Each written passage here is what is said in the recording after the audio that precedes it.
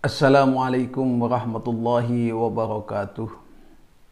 Bismillahirrahmanirrahim. Alhamdulillahi rabbil alamin. Wa bihi nasta'in wa ala umurid dunya waddin.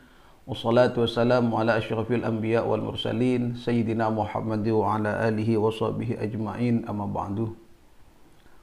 Alhamdulillah, hari ini kita sudah memasuki al-hadisus sadis asyar. Kita sudah memasuki hadis yang ke-16, di mana hadis yang ke-16 ini diceritakan dari Abi Hurairah radhiyallahu taala an.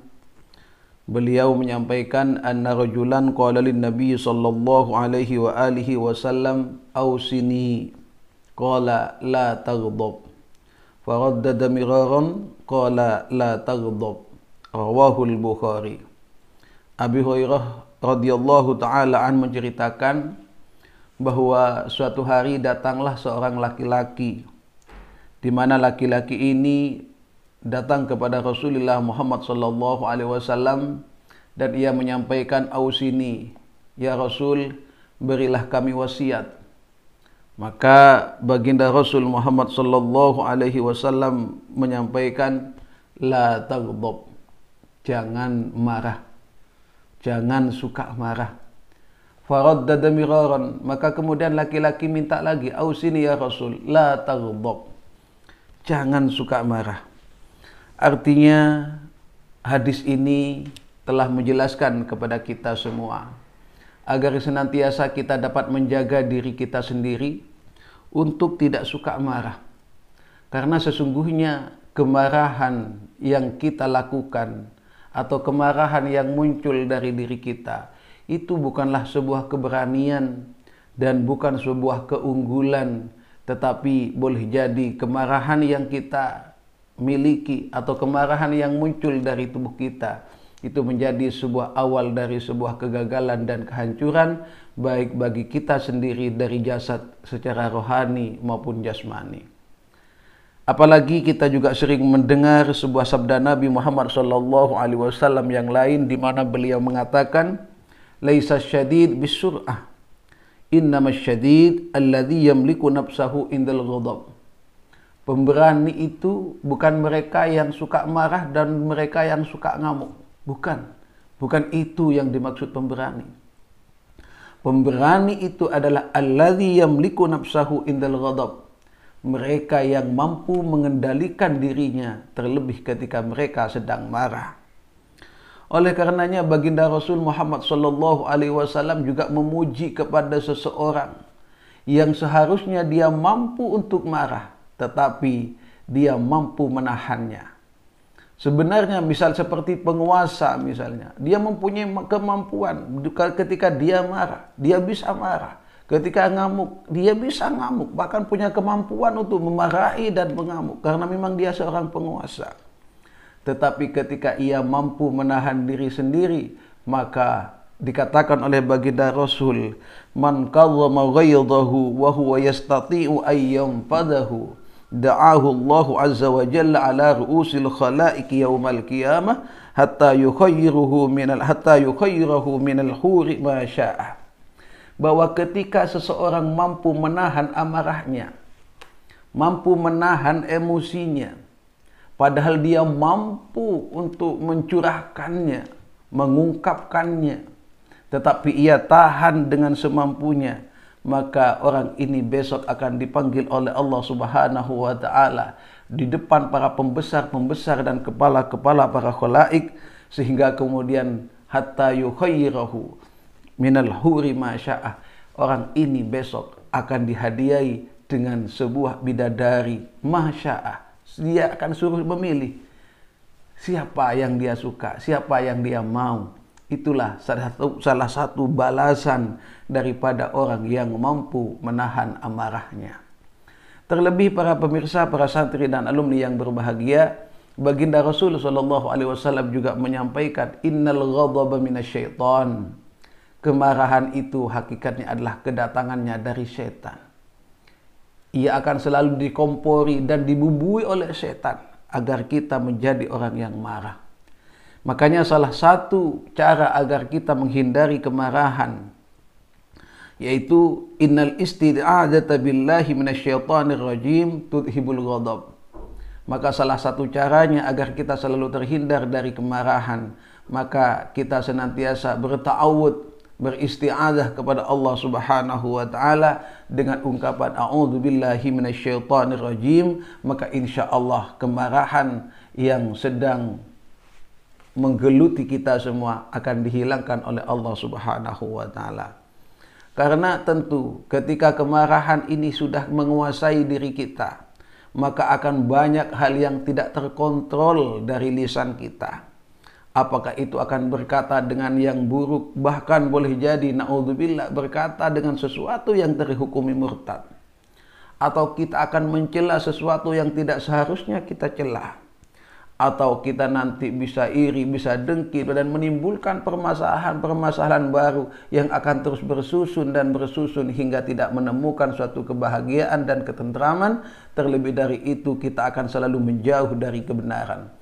Para pemirsa, para santri dan alumni yang berbahagia, mudah-mudahan kita semua dapat menghindarkan diri dari suatu kemarahan dan kita semua senantiasa dapat menguasai diri kita untuk agar mampu tidak marah dan memendam kemarahan ini, walaupun pada saat itu kita mampu dan mempunyai kekuatan dan kekuasaan untuk marah.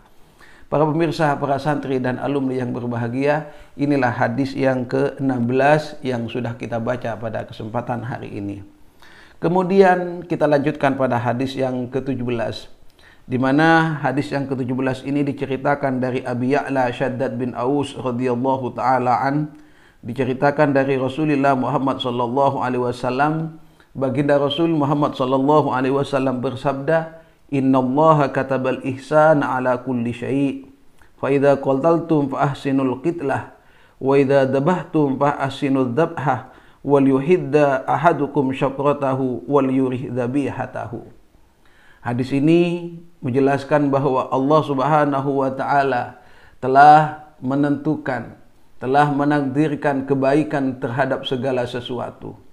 Oleh karenanya ketika suatu saat fa idza qataltum fa ahsinul qitlah, ketika kita melakukan pembunuhan, fa ahsinul qitlah, maka lakukan pembunuhan itu dengan pembunuhan yang baik.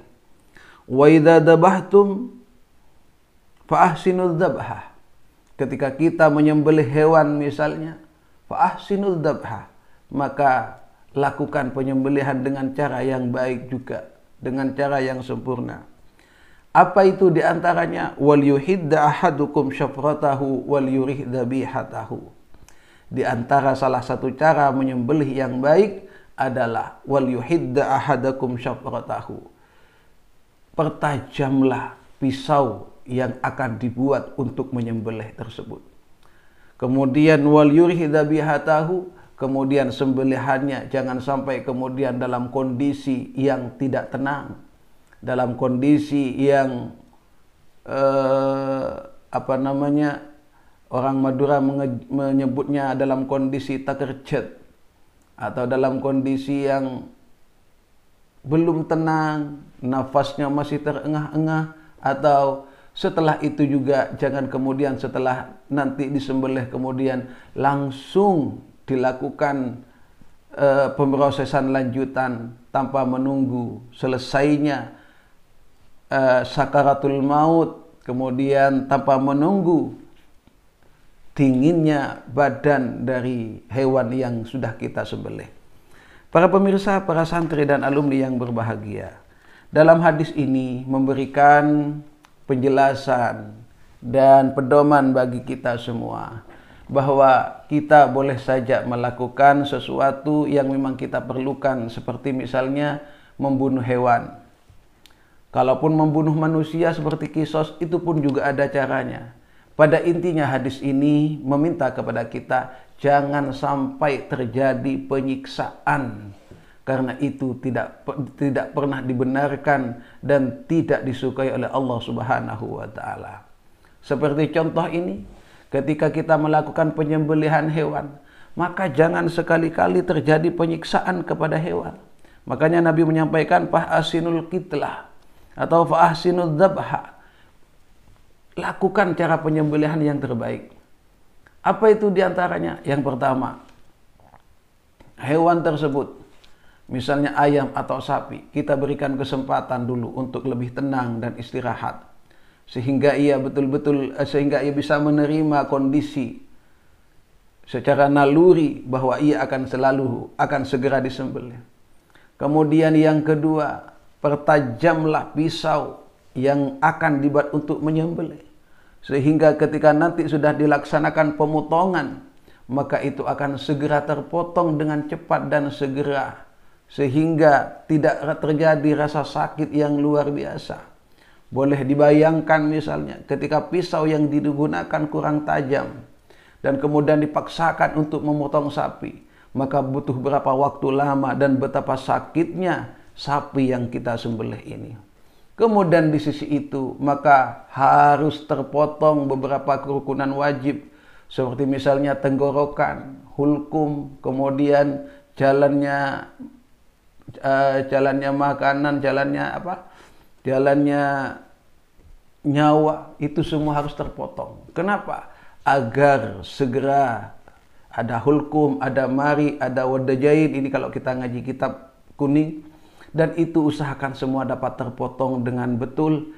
Kenapa harus semua terpotong? Agar kematian itu segera didapat oleh hewan ini, sehingga tidak tersiksa begitu lama. Karena kalau terjadi kesalahan di dalam pemotongan, yang sering terjadi di masyarakat kita, biasanya hanya hulkum yang diperhatikan, tanpa memperhatikan samping kanan kiri, yang di situ arah nafas dari sebuah hewan itu berjalan. Lah kalau hanya hulkum yang terputus, sementara mariknya atau wadajainnya tidak terputus, maka kematian yang akan didapat oleh hewan itu begitu lama. Dan tentu kita bayangkan, jika lama matinya, maka begitu lama juga dia tersiksanya. Oleh karenanya, sekali lagi baginda Rasul Muhammad SAW mengajarkan dan memerintahkan kepada kita untuk selalu buat baik, termasuk di dalam melakukan penyembelihan ini. Lakukan dengan cara penyembelihan yang baik, sehingga kita semua juga mendapatkan sesuatu yang baik. Ada banyak hikmah sebenarnya dari cara menyembelih yang baik ini. Seperti tadi disampaikan, ketika hewan disembelih dalam kondisi tenang, maka ia akan menghasilkan darahnya dengan lancar. Maka ketika disembelih, darahnya akan mengalir dengan lancar.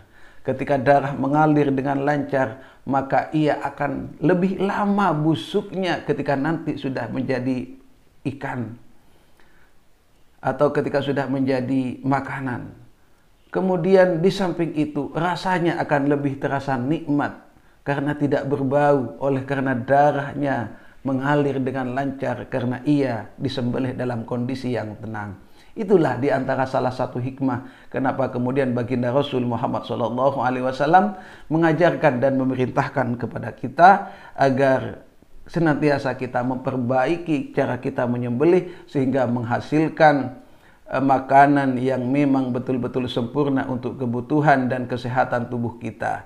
Para pemirsa, para alumni yang berbahagia, Allah Subhanahu wa taala akan mudah saja mengharamkan sesuatu yang kita suka, sekaligus menghalalkan sesuatu yang tidak kita suka. Namun demikian, alhamdulillah, Allah Subhanahu wa taala telah menghalalkan yang kita suka dan mengharamkan yang tidak kita suka. Ini semua kita patut syukuri dan harus kita berikan dan harus kita nikmati dengan sebaik-baiknya, dan ini semua merupakan tanda syukur kehadirat Allah Subhanahu wa taala. Para pemirsa, para santri dan alumni yang berbahagia, demikian yang bisa sampaikan pada kesempatan kali ini. Kurang lebihnya mohon maaf, segala kebenaran dari Allah dan segala kesalahan hanyalah dari keterbatasan kami yang ingin berbuat kebaikan di bulan Ramadan yang mulia ini. Sekian, kurang lebihnya mohon maaf. Wassalamualaikum warahmatullahi wabarakatuh.